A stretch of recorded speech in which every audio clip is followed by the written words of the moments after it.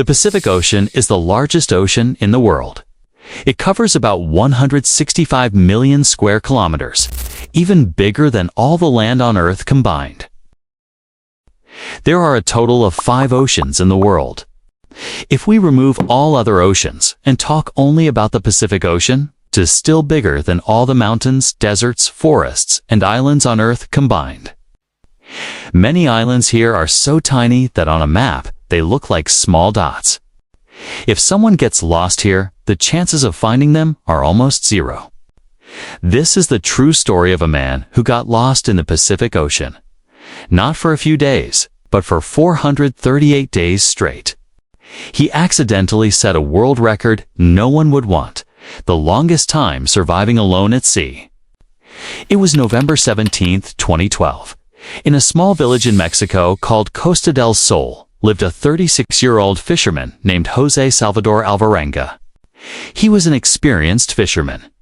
That day, Jose went fishing with a partner in a small 7-meter boat.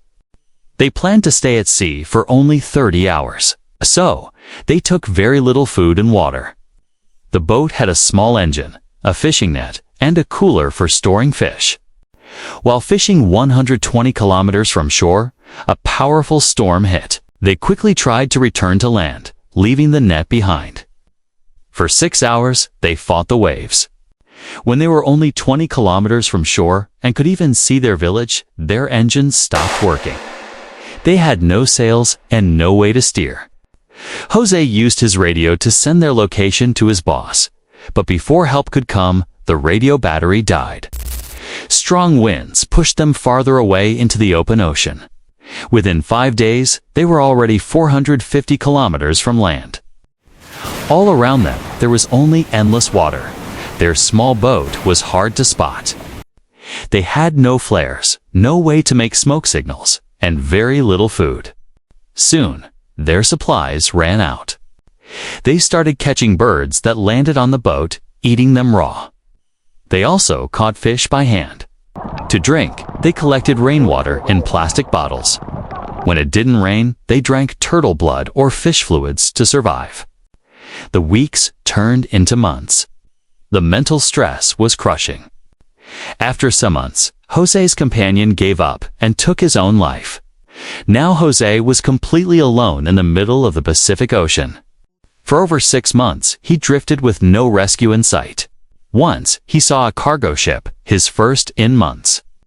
He waved and shouted, but the ship didn't see him. His hope faded again. By month 11, he had drifted 8,000 kilometers. His clothes were gone, except for his underwear.